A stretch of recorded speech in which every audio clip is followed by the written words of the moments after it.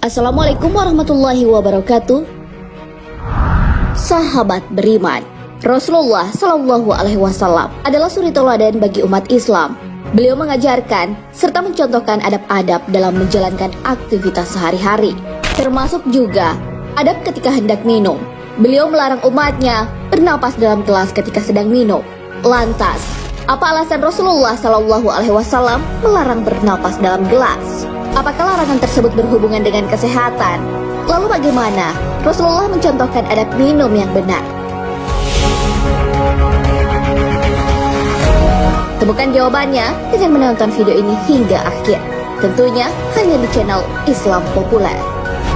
Tapi sebelum lanjut, jangan lupa klik subscribe, like, dan lonceng notifikasi untuk mendukung channel ini agar terus menyiarkan syiar Islam.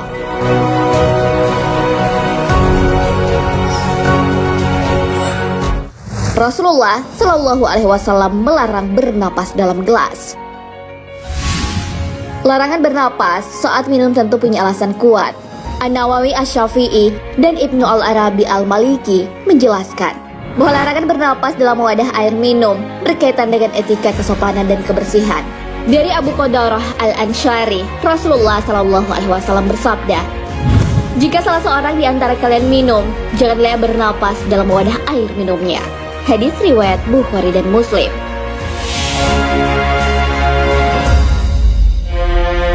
Al-Hafiz Ibnu Hajar Al-Asqalani menjelaskan, larangan bernapas dalam wadah air minum dikhawatirkan mengotori air minum. Bisa jadi orang tersebut sebelumnya makan makanan yang menimbulkan bau mulut.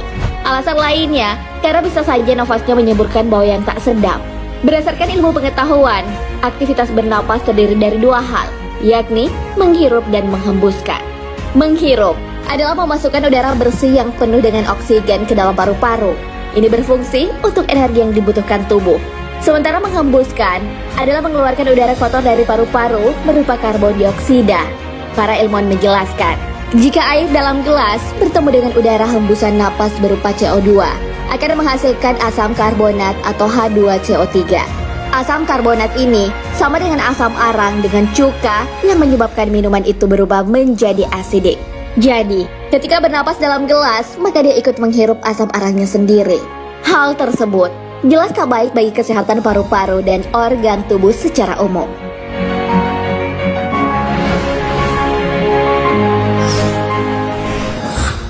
Efek buruk ketika bernapas saat minum.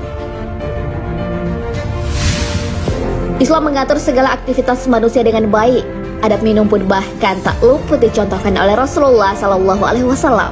Beliau melarang umatnya bernapas dalam gelas ketika sedang minum. Tidak pula dianjurkan menahan napas hingga selesai minum. Maka dari itu, Rasulullah Shallallahu Alaihi Wasallam menganjurkan untuk mengambil napas di antara tegukan air yang diminum. Alasannya, saluran air dan makanan dengan saluran pernapasan saling memotong dalam saluran rongga mulut dan kerongkongan. Karena itu, makan atau minum sambil bernapas tak bisa dilakukan secara bersamaan. Harus ada salah satu yang dihentikan untuk dapat melakukan satu kegiatan lainnya. Saat seorang menahan napas dalam waktu yang cukup lama, udara di dalam paru-paru menjadi tertahan, sehingga menekan dinding ceruk atau lubang paru-paru.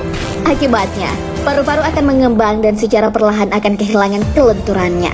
Efek buruk dari minum sambil menahan napas memang tak tampak dalam waktu dekat.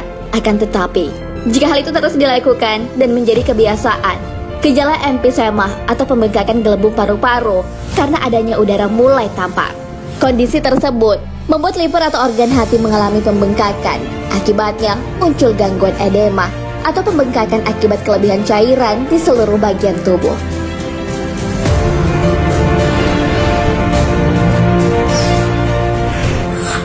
Cara Rasulullah Shallallahu Alaihi Wasallam ketika minum air dalam gelas.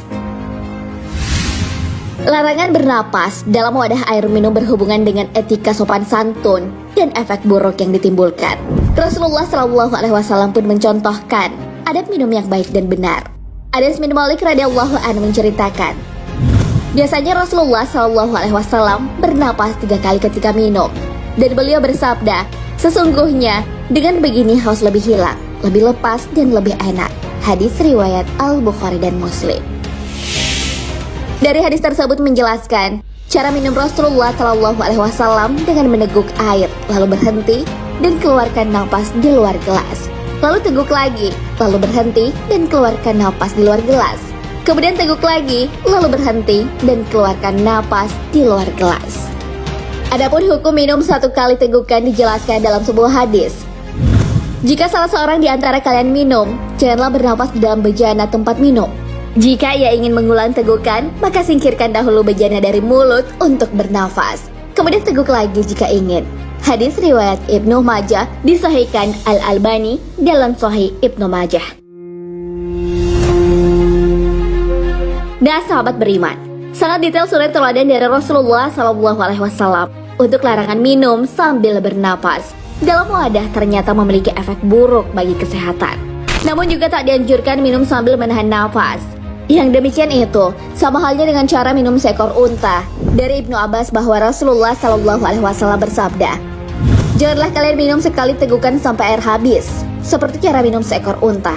Namun minumlah 2 tegukan atau 3 tegukan." Hadis riwayat Tirmizi. Wallahu a'lam bishawab. Sahabat beriman, jangan lupa berbagi informasi dengan share video ini, karena sebaik-baik manusia adalah yang paling bermanfaat bagi manusia. Wassalamualaikum warahmatullahi wabarakatuh.